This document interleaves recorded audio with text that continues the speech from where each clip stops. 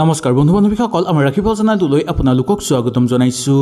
এইবাৰ শাওন মাহৰ প্ৰথম সোমবাৰ পৰিছে 22 জুলাই তাৰিখে আৰু শাওন মাহৰ 6 তাৰিখে। এই দিনা যদি আপোনালোকে এটা কাম কৰে তেনেহলে আপোনালোকৰ ঘৰত টকা বৃদ্ধি পাবলৈ ধৰিব। ইয়াৰ বাহিৰেও এনে কিছুমান কথা জানিম যি বস্তু আমি শিৱলিংগত অৰ্পণ কৰিব লাগে এই শাওন মাহৰ সোমবাৰে। ইয়াৰ ফলত আপোনালোকৰ ভাগ্য উদয় হৈ পৰিব আৰু মহাদেৱে আপোনাৰ সকলো মনৰ আশা পূৰ্ণ কৰিব। আৰু ইয়াৰ লগতে আমি জানিম যে শিৱলিংগত কি বস্তু লগাব নালাগে।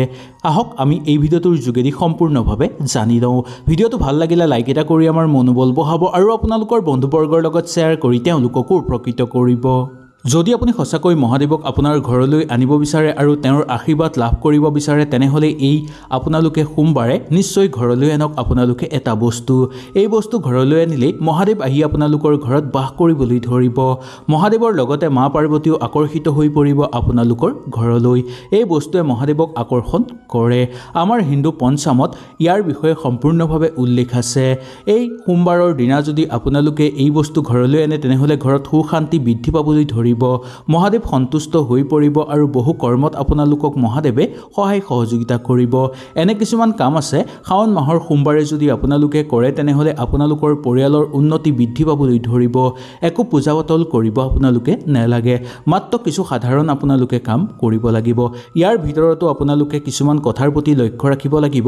কিছুমান ভুল আপোনালোকে কেতিয়াও কৰিব নালাগিব। যদি এই ভুল আপোনালোকে কৰে তেনেহলে আপোনালোকে বহু বেছি পস্তাবলগীয়া হ'ব পাৰে আৰু জীৱন আপোনালোকৰ ধ্বংস হৈও পৰিব পাৰে। আহক তেনেহলে আমি কি বস্তু ঘৰলৈ আনিব লাগে আৰু কি বস্তু আমি শিৱলিংগত অৰ্পণ কৰিব লাগে আৰু কি বস্তু শিৱলিংগত নিবেদন কৰিব নালাগে সেই বিষয়ে আমি জানি লওঁ। আমি নিশ্চয় দেখিছোঁ যে মহাদেৱৰ পূৰ্ণ পৰিক্ৰমা কেতিয়াও কৰা নহয়, সদায় আধা পৰিক্ৰমাহে কৰা হয়। তুলসীৰ পাত ভুলতো মহাদেৱৰ আগত নিবেদন কৰিব নালাগে বা শিৱলিংগত আমি নিবেদন কৰিব নালাগে।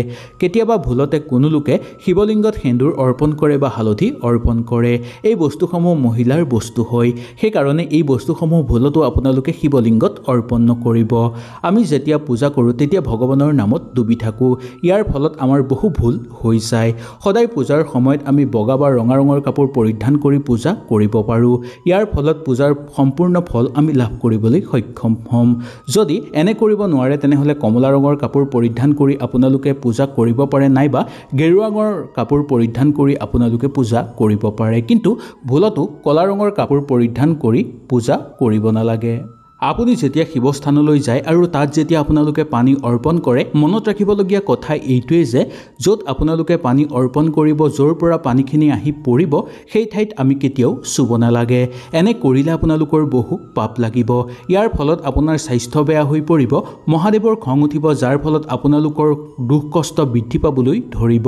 সকলো ফালৰ পৰা আপোনালোকৰ জীৱনলৈ অশান্তি নামি আহিবলৈ ধৰিব। সেইকাৰণে শিৱলিংগৰ যোন ফালৰ পৰা পানী পৰে সেই জেগাত আমি কেতিয়াও চুব নালাগে। মহাশিৱলিংগত যেতিয়া পানী অৰ্পণ কৰিব তেতিয়া আপোনালোকে পাৰে যদি শিৱলিংগত গাখীৰ, ঘিউ, দৈ আৰু চেনি মিহলাই পানী নিবেদন আপোনালোকে কৰিব পাৰিব। শিৱলিংগৰ ওপৰত আপোনালোকে কেতিয়াও প্ৰসাদ নিবেদন নকৰিব।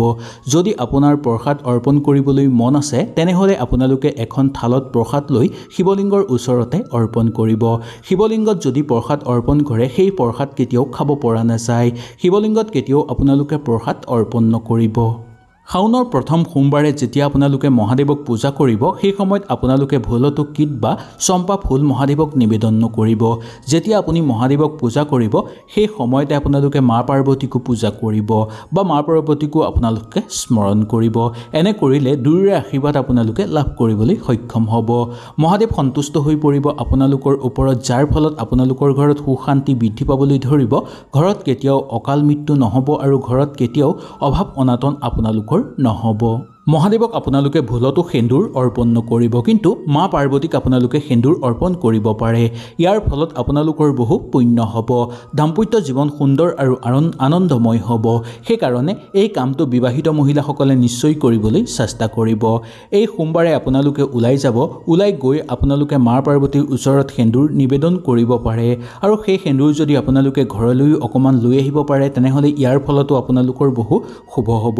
সেই সেন্দুৰখিনি আনি আপোনালোকে আপোনালোকৰ ঘৰৰ পবিত্ৰ জায়গাত আপোনালোকে ৰাখিব পাৰে নাইবা যি জায়গাত আপোনালোকে পূজা পাতল কৰে সেই জায়গাটো আনি আপোনালোকে ৰাখিব পাৰে ইয়াৰ ফলত মা পাৰ্বতী আহি আপোনালোকৰ ঘৰত বাস কৰিবলৈ ধৰিব যাৰ ফলত আপোনালোকৰ ঘৰৰ পৰিৱেশ আনন্দময় হৈ থাকিব দাম্পত্য জীৱনত সুখ সমৃদ্ধি বৃদ্ধি পাবলৈ ধৰিব বেলপাত নিদিয়াকৈ কেতিয়াও মহাদেৱৰ পূজা কৰিব পৰা নাযায় এইদিনা আপোনালোকে অকমান চন্দন ল'ব চন্দন অকমান আপোনালোকে ল'ব আৰু এটা বেলপাত ল'ব পানীত চন্দন মিহলাই ল'ব আৰু এই বেলপাতটোৰ ওপৰত আপোনালোকে ওম লিখিব আৰু ৰাম লিখিব তাৰ পিছত ওম নমঃ শিৱায় মন্ত্ৰটো জাপ কৰি বেলপাতটো আপোনালোকে নিবেদন কৰিব বেলপাত অৰ্পণ কৰাৰ সময়ত মনত ৰাখিব যে বেলপাতৰ নিমখ চাইডটো শিৱলিংগত ফালে আপোনালোকে দিব এনে কৰিলে মহাদেৱ অতি সোনকালে আপোনালোকৰ ওপৰত সন্তুষ্ট হৈ পৰিব আৰু মহাদেৱৰ পৰম আশীৰ্বাদ আপোনালোকে লাভ কৰিবলৈ সক্ষম হ'ব সদায় যেতিয়া মহাদেৱৰ পূজা কৰা হয় সেই সময়ত মহাদেৱক চাউল নিবেদন কৰা হয় মনত ৰাখিব যে সেই চাউল এটাও যাতে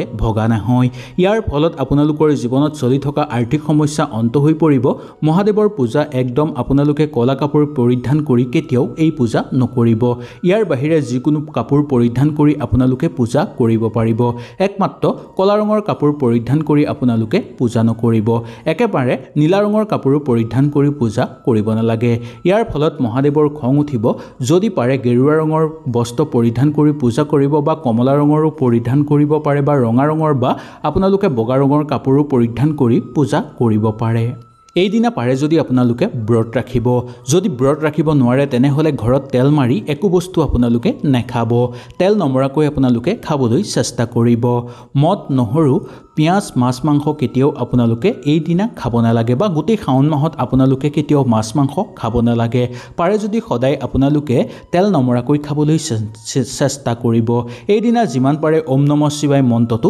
জাপ কৰিব আপোনাৰ লগতে আপোনাৰ পৰিয়ালৰ সকলো মানুহৰে মংগল হ'ব ইয়াৰ ফলত মহাদেৱৰ কৃপা লাভ কৰিবলৈ আপোনালোক সক্ষম হ'ব এইদিনা আপোনালোকে যিমান পাৰে মহাদেৱৰ নাম ল'বলৈ চেষ্টা কৰিব বা মহাদেৱক স্মৰণ কৰিবলৈ চেষ্টা কৰিব এইদিনা যদি মহাদেৱক স্মৰণ কৰে তেনেহলে মহাদেৱ অতি সোনকালে সন্তুষ্ট হৈ পৰিব যদি আপোনালোকে শিৱস্থানলৈ যাবও নোৱাৰে বা শিৱ মন্দিৰলৈ আপোনালোকে যাবও নোৱাৰে তেনেহলে ঘৰতে আপোনালোকে মহাদেৱক স্মৰণ কৰিব ইয়াৰ ফলত মহাদেৱ সন্তুষ্ট হৈ পৰিব আৰু মহাদেৱৰ আশীৰ্বাদ আপোনালোকে লাভ কৰিবলৈ সক্ষম হ'ব ইয়াৰ বাহিৰেও এনে কিছুমান বস্তু আছে যিবোৰ বস্তু মহাদেৱৰ পূজাত লগাব পৰা যায় পূজাৰ অন্তৰ সময়ত আমি সদায় দক্ষিণা দিব লাগে বা পূজা আৰম্ভ কৰাৰ আগতেই আমি সদায় দক্ষিণা দিব লাগে আহক এতিয়া আমি জানি লওঁ দক্ষিণা কেনেকৈ আমি দিব পাৰোঁ প্ৰথমতে আপোনালোকে এখিলা পাণ ল'ব আৰু পাণখিলাৰ আপোনালোকে ঠাৰি গুচাই ল'ব ইয়াৰ ওপৰত আপোনালোকে তামোল দিব আৰু কিবা মিঠাজাতীয় এটা আপোনালোকে বস্তু ৰাখিব তাৰ লগত আপোনালোকে লং ল'ব আৰু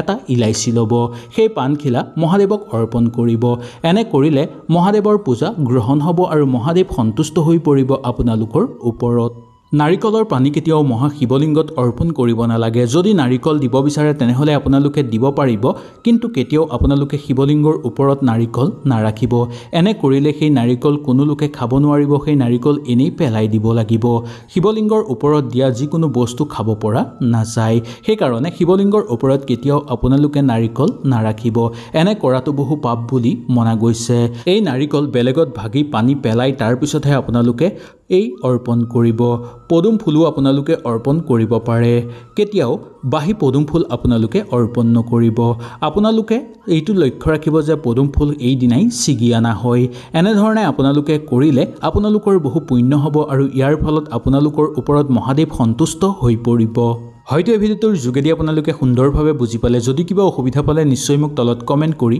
জনাব তেনেহলে আজিলৈ আপোনালোকৰ ওচৰৰ পৰা বিদায় লৈছো কালিলৈ পুনৰ আপোনালোকক লগ পোৱাৰ প্ৰতিশ্ৰুতিৰে আজিলৈ নমস্কাৰ